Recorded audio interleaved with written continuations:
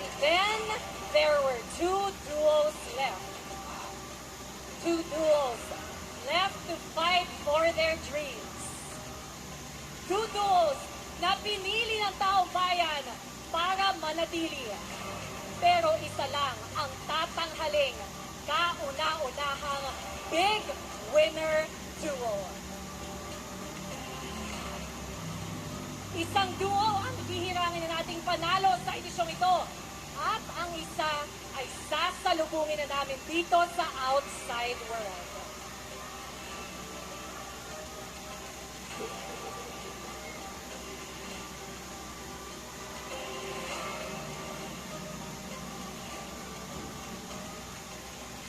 Ang ating second big placer duo ay nakakuha ng 25.88% of the total combined votes.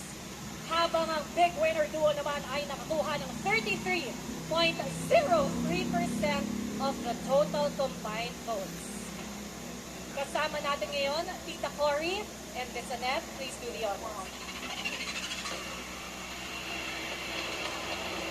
Kayo ang second big placer duo ng Pinoy Big Brother Celebrity